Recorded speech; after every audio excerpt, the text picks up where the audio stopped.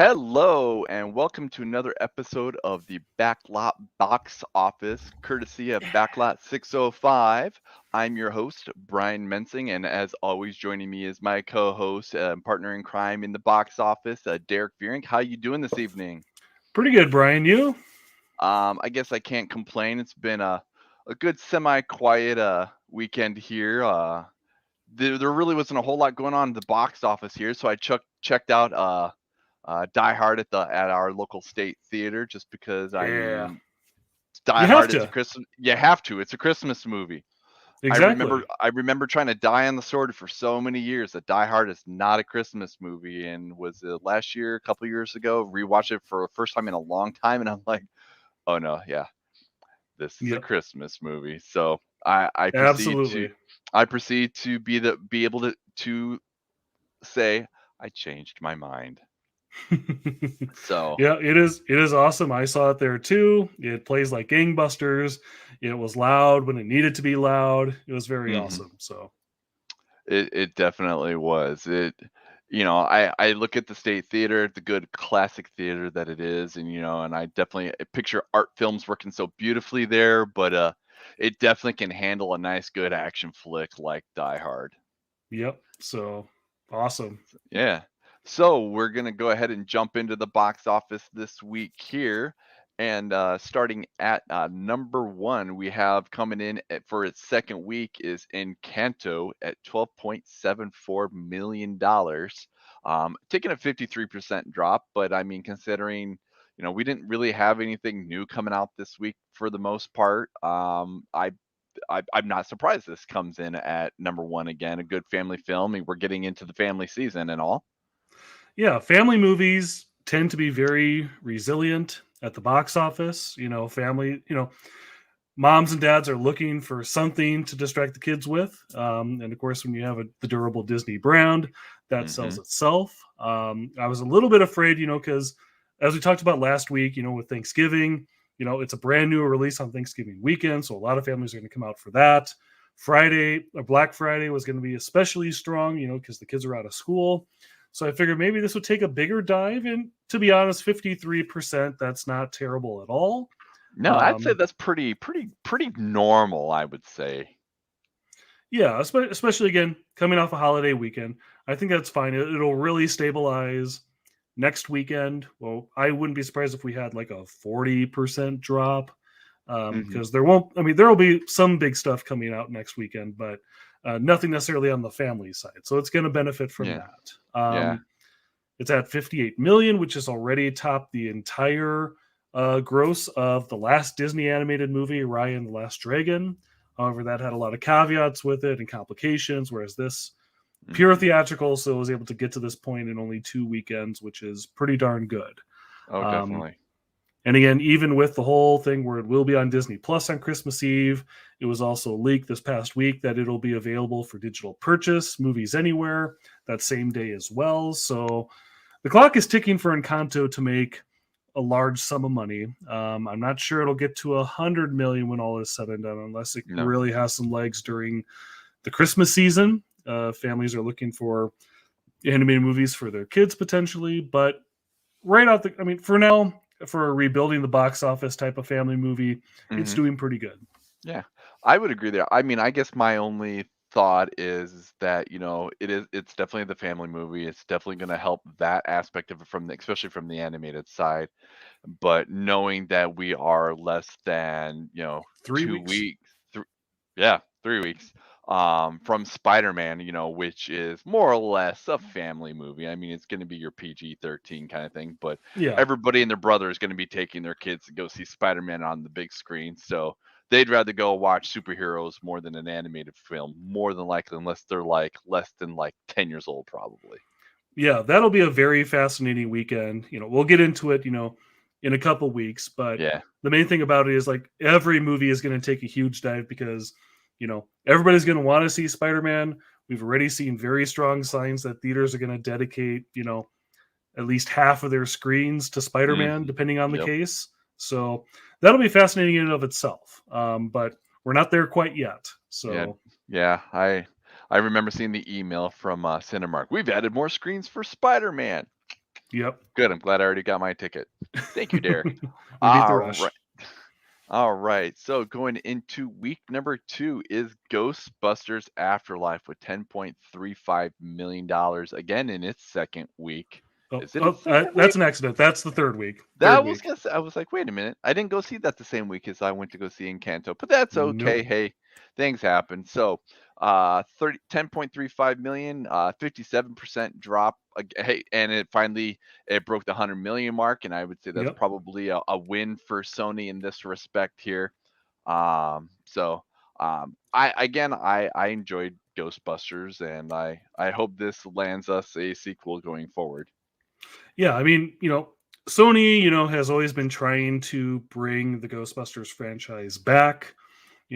Obviously there's been a lot of, documented complications about it over the years, like Bill Murray doesn't want to do it, or trying to start from scratch once Harold Ramis died. And I think now the fact that we've gotten 2 movies in 5 years, and I think certainly the promise that, hey, it is still a durable brand. They'll certainly find a way to keep it going.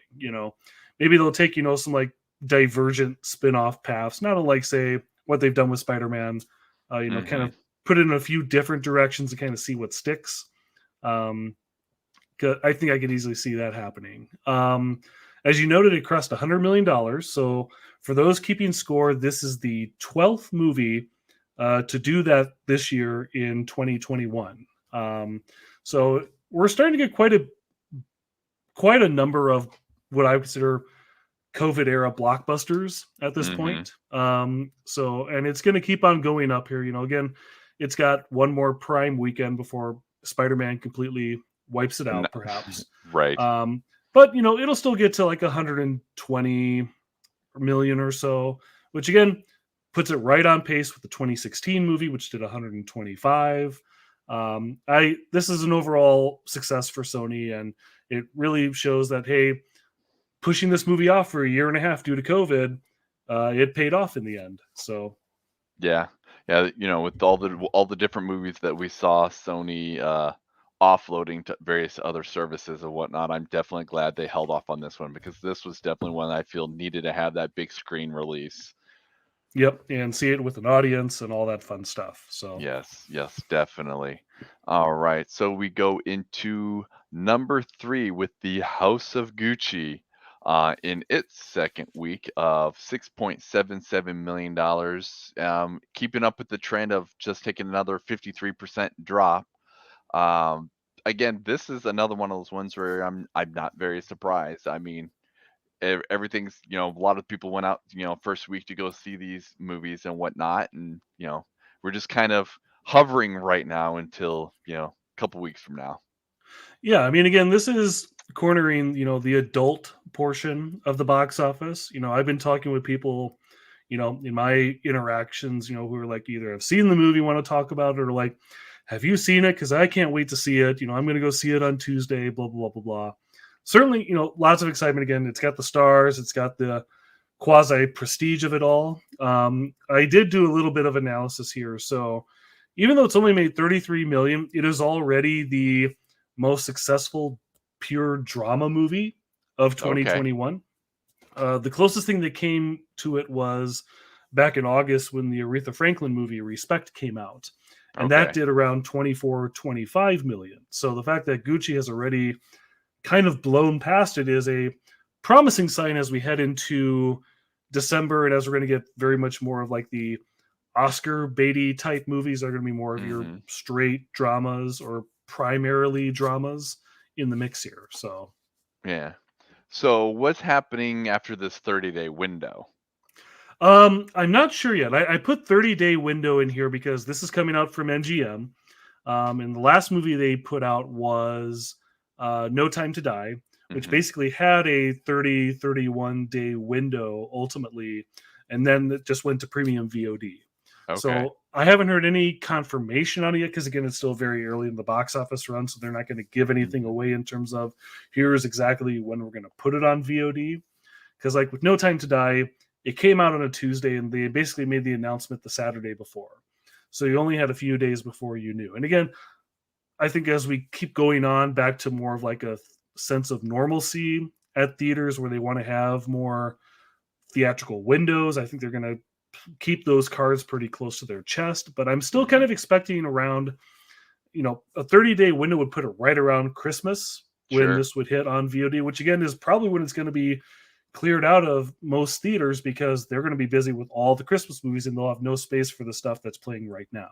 So, Right, right. But the one thing I will certainly say that this might have at least a little bit of legs during those 30 days is, like you said, the pure drama. You yep. know, this is going to be that movie that might stick around even for a little bit, just because you're going to have those people that want to go to the theaters, but they don't want to go see movies like Spider-Man. They don't want to go see The Matrix. They want to No, see something that is more or less, the drama, well, not the off-ball ones and whatnot. yeah, yeah, certainly something old fashioned, for lack of a Hmm. better word. Right. We'll be talking about a movie coming out this coming weekend, which is very much in the old fashioned realm of things, which might hurt Gucci a little bit the more that I think about it. But Okay. again, but we'll get into that in a little bit. Yeah. All right. So coming in at number 4, we have Christmas with the Chosen, something I had no idea of, but more than likely, I probably wasn't going to go see this anyway. And that's at $4.1 million in its first week, but looks like there must have been something previously to this week that gave us a little bit more. Yeah, there's a whole bunch of backstory behind this. So I'm going to explain it real quickly. Yeah. The Chosen, to begin with, it's a TV series. It's a crowd-funded Christian TV series about the life of Jesus. Okay. So that streams on like several streaming services. It's had like 2 seasons thus far, and so as part of that whole crowdfunding effort, they decided to put together this feature-length, part birth of Jesus episode and part concert film with a bunch of Christian contemporary artists doing all sorts of Christmassy songs. This was planned as a Fathom event. And the reason, as you mentioned, why it had that grosses to have the 9 million total is because originally this was planned as a 2-night Fathom event. They did do like a 7 p.m. Wednesday night show and a 7 p.m. Thursday night show. And so those showings sold out very, very quickly. So the folks at Fathom Events, they decided in their infinite wisdom, hey, there's no movies coming out this weekend. What we'll do is we'll actually give this a full blown 1 week plus release where it'll have like 4 showings a day in about 1,600, 1,700 theaters nationwide and kind of go after the faith based crowd, that, is occasionally courted at the box office. Hmm. So that's where this all came from. So the $4.1 million, that's Friday, Saturday, and Sunday. And if you back that out, it made $4.9 million on Wednesday and Thursday alone. So basically, it's, church groups buying out theaters again, Yep. taking advantage of kind of a slow weekend at the box office to make it at a point where they can, you know, have this make an impact at the box office. And also during the weekend, Fathom Events actually put out a press release saying that this is their most successful movie that they've ever released in the history of Fathom Events, Really? which kind of surprised me. That does surprise me.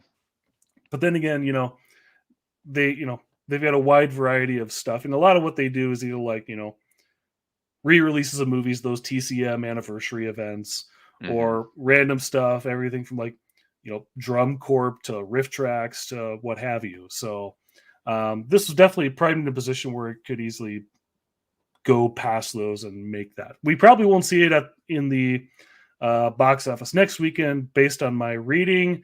It's only a Fathom event until they said it was the 10th, which would be a Friday. But I think just for cleanliness, I would think they would cut it on Thursday the 9th. We'll just have to wait and see. But Yeah. it'll definitely probably get pushed out of the box office next weekend with what we've got coming down the pipe. So, Yeah.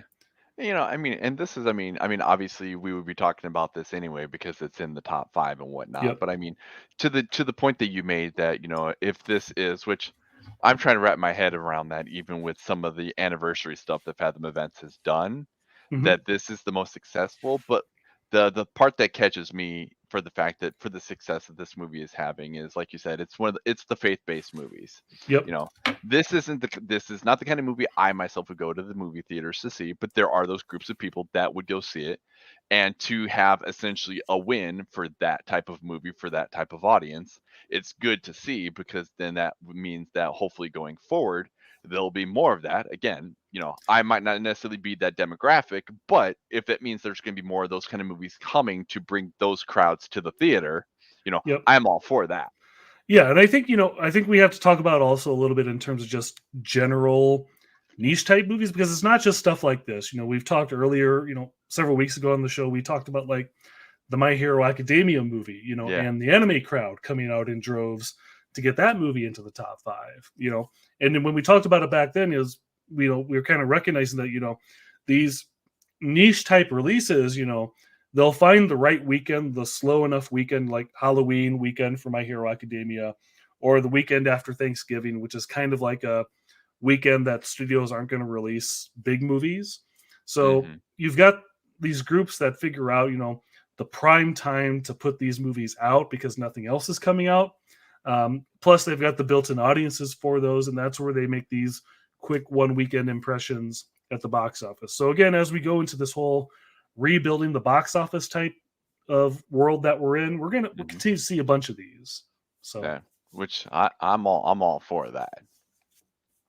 All right. So going into our last for the top five, we've got Eternals with $3.94 million, taking a 50% drop, but giving us a total of 156.53. So um, this is doing exactly what we kind of expected to do. Is it's holding strong for that superhero niche up until we know that Spider-Man is just around the corner.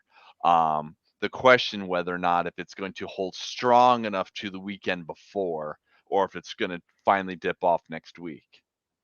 I mean, I think it could happen. I think there's with Christmas with the Chosen, I think there's a lot of front loading that went on with that movie. Sure. Eternals, as I kind of mentioned a week or so ago, the hope is that as incongruous as it may seem, people watching the current MCU movie to get ready for the next MCU movie, that's Hmm. certainly a possibility. So that's certainly something to consider there. It might do well enough to eke out one more weekend in the top five, because as we'll get to in a bit, we've only really got one big movie next weekend. Yeah. So it's just either one of those two movies is going to fall out, and I think it's going to be Christmas with the Chosen, just based on my gut feel. Yeah. And it's at 156 million. So to give you a little bit of a recap, it is number 7 for the year. No Time to Die is number 6. It's at 158, and Quiet Place 2 is at number 5 with 160. So potentially, if it holds well by this time next weekend, we might see it briefly enter the top 5 for 2021, which will at Okay. this point basically be Shang-Chi number 1, so Marvel movie, Yep. uh, Venom 2, number 2, Marvel movie, um, Black Widow number 3, Marvel movie, F9 number 4, not a Marvel movie, Eternals number 5, Marvel movie. So you're really getting the impression, that the Marvel movies are really the ones that are helping to help bring back the box office. And as we've Yeah. talked about before, when Spider-Man comes out in a couple weekends, that's certainly going to be the biggest movie opening yet. The question at this point is basically just going to be, how big is it? Yep. And after that opening weekend, how is it going to carry through Christmas weekend and New Year's weekend? I think everybody's just anticipating, like, how big is that movie going to do, especially in comparison to you know how these other Marvel movies like Eternals has done so far, which has been perfectly fine. A Hmm. little bit of a notch under where things would have been expected pre-pandemic, but certainly Spidey is the movie that's equipped to kick things up another notch box office wise. Yeah, definitely. Whereas at least with the exception of Black Widow, we're talking about the majority of these were new IPs for Marvel. Yep. Venom is Marvel adjacent because that's a Sony release. Yep. But the fact that we've got AKA Sony slash Marvel or whatnot with Spider-Man, whatever, but that is the very well established IP that is that one where people are gonna, come in droves, basically. I Yep. mean, they And broke not the to we broke the yeah, internet trying to order tickets. yeah, and again, you have to keep it's kind of like the mega Spider-Man movie, because it's not just the Tom Holland Spider-Man, but it's also incorporating all the elements from the Tobey Maguire, Sam Raimi movies and the Andrew Mm, Garfield movies. So it's kind of the accumulation, if it were, of 20 years of Spider-Man movies. which I think makes it even more of a big event and a big thing to kind of end the year with, movie wise. So Hmm. Yes, I'm very interested to see how that goes, and I cannot wait. I imagine that theater is going to be more packed than we've ever seen it before. yeah, and I think also it's going to be, the more you think about it, because obviously Sony's kind of tried to keep some things under wraps from the marketing side, and I think there's also Hmm. going to be that big, even though we're still kind of dealing, with how's Omicron going to affect the boxes. I think there's still going to be that urge of like, I've got to see it on opening weekend because spoilers are going to be all around, as soon Yep. as this movie has hit the public. So, it's the fear of missing out and the fear of being spoiled that I think is also going to drive a lot of people to the theaters in a couple weeks. I'd be 100% agreeing with you there. All right, so that is the top five. We have coming in at number one, we have Encanto with $12.74 million. Number two is Ghostbusters Afterlife with 10.35 million. House of Gucci is 6.77, coming in at third. Christmas with the Chosen 4.10, coming in at fourth, and rounding out the top five is Eternals with $3.94 million. So that is our top five with the box office this week here. What do we look forward to? You were mentioning like what do we have coming up here this next week that's probably going to throw us a little bit of a curve Yeah, before so we've Spider-Man? only got one big new movie coming out in nationwide release, and this would be Steven Spielberg's remake of West Side Story. Okay. Which is, this is what I was kind of alluding to with Gucci when I said like, we've got an old fashioned movie come out, and nothing's more old fashioned than a remake of a 60-plus-year-old musical, Mm-hmm. which has also had a classic incarnation, in the movie world. Um, there's been a lot of hype, on film Twitter and thereabout earlier this week because it screened for critics last week. They Mm-hmm. were all very ecstatic about it. They were all saying like, Spielberg knocks us out of the park. It's a big splashy musical. I think it'll be a very fun comparison to see between this and In the Heights, what'll be the biggest, best musical of 2021 that we've seen so far. So that's going to be very exciting. Certainly looking like a big technical contender at the Oscars, if not more. And just, the built-in audience, who loves the original West Side Story movie. They kind of want to see how Spielberg handles it. Those who want to just Mm-hmm. see what a Steven Spielberg musical is like. I think there's a lot of big curiosity there.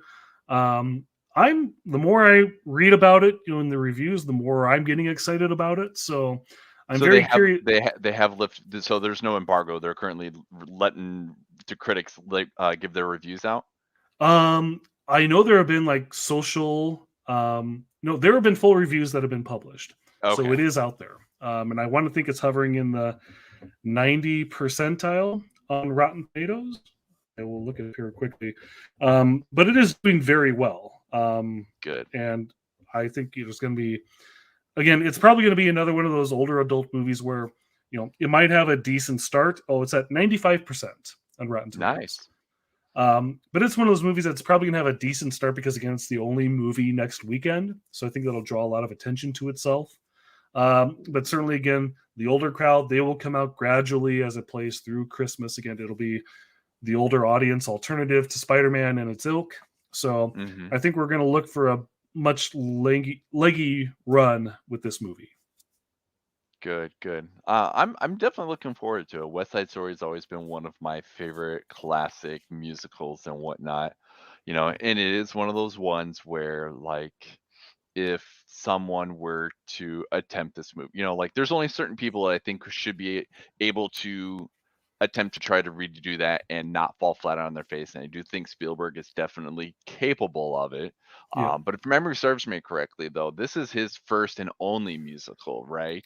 That is correct. He's flirted with musical stuff in his Yeah, movies before, because like 1941 has like some big scene. Obviously, Temple of Doom opens with the Anything Goes dance number, but he's never true. committed full stop to it.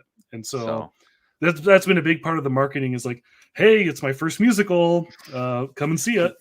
it only took me 40, 50 years to do so. So, And for someone who had all the clout in Hollywood, who could have pulled it off earlier if he wanted to, but oh here yeah, we are. absolutely. Right. All right. Well, that has been the box office this week.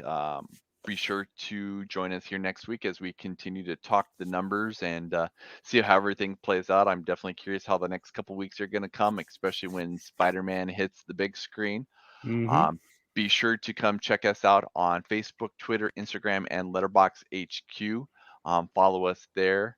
Um, also on Facebook, check us out on the South Dakota Film Community Group, where we join the conversation. Filmmakers, film enthusiasts, film lovers. Just we like to talk film. Derrick here definitely loves to be able to show how old some of us really are by showing some of the movies we grew up with are like 40 years old. Yep. Also, be sure to check us out. Check out the podcast on Apple, Spotify, Stitcher, Google, Amazon, and if you're watching our beautiful faces on YouTube here, be sure to comment, like, subscribe, give us all the love, give us the reviews. We love to hear what you'd like to see, and show us the love. If you definitely want to show us love, make sure to go check us out on Patreon at Backlot 605. That thing right there, yes, where you can subscribe to more stuff going on. Derrick is really good at letting you know kind of what to expect from our patron. Yeah, so you're about to kick off the December lineup. Your first episode this month is going to be on Disney Plus's recent streaming release of Home Sweet Home Alone. That hasn't been recorded yet, but we have seen some early chatter, and there's going to be some very vocal opinions on that episode. Yeah, I think it's gonna be a painful episode. I'm just saying. So yeah, and then also this week on the main show, you guys are talking about Carrie for week 2 of De Palma December. It So is De that'll be Palma exciting. December. Yes. I realized I had to go back and revisit Carrie. It's been a long time since I've seen that movie, and it'll be an interesting conversation. Carrie is one of those ones like there's certain movies that I think of De Palma. Carrie's not usually the first thing I think of, but No, it was earlier in his career. Certainly, a really huge early hit in his career. Certainly hmm has some iconic moments, but nothing that you, to your point, immediately associate with De Palma. So that'll be fun. yeah, awesome. Well, we certainly appreciate your time, and we look forward to seeing you here next week. Everybody, you all have a good night. See ya.